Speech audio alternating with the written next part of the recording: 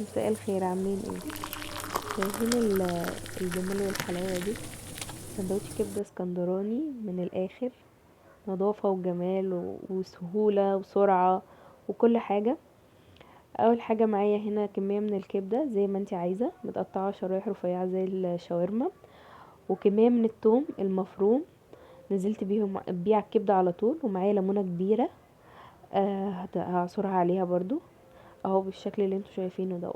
يعني معايا حوالي 6 فصوص من الثوم، وليمونة كبيرة، ومعلقة صغيرة من ملح وسبع بهارات وكزبرة وكمون. هقلبها كده كويس جدا جدا، واخلطها كويس مع التوابل والليمون والثوم، وكده خلاص يعتبر الاكل خلص. هنجيب بوق على النار ننزل فيه بكمية مناسبة قوي من الزيت، لان الكبدة ديت لازم الزيت يبقى كتير عشان تتحمر وما تنزلش ميتها بالشكل ده. نزلت بالزيت، واول ما سخن نزلت فيه على طول بالكبده اهو. مفيش سهوله كده اصلا. يعني لو انت في مشوار بره ممكن يعني تعمليها، مش هكملي نص ساعه في الاكله كلها اهو بالشكل ده. شايفين شامين الريحه تحفه. بس نزلت عليها بقى بكميه مناسبه قوي من الفلفل الرومي والفلفل الحامي. الفلفل الحامي اختياري زي ما انت عايزه، بس طبعا الكبده الاسكندراني لازم تبقى حراقه. ورشه من الملح تاني تأكيدا يعني.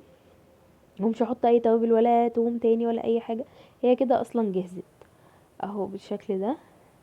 هننزل بقى هنا بالطبق بطاطس، جرجير، ليمون، اللي نفسك فيه كله بالشكل ده كده. وهنا معانا سلطة الطحينة، ما فيهاش اي حاجة.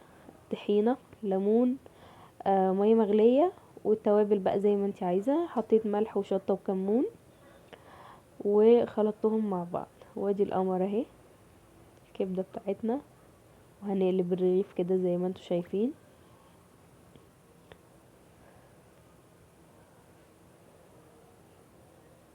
اهو بالشكل ده. وهنحط فيه شوية جرجير، وهننزل بقى عليه بالكبدة زي ما تحبي. ممكن تبقى مع مكرونة سباكيتي، ممكن تبقى مكرونة بصلصة، مكرونة محمرة، مع بعيش بس وطحينة زي ما انت شايفة كده. بصراحة تحفة، تمشي مع اي حاجة اهو. هنحط بقى الطحينة على الساندوتش، وهنحط كمان فوق شوية بطاطس. يلا بقى، لو ما عملتوش سبسكرايب ولايك اعملولي بسرعة، ومتابعة على الفيسبوك، وفولو على التيك توك. ويلا مع السلامة.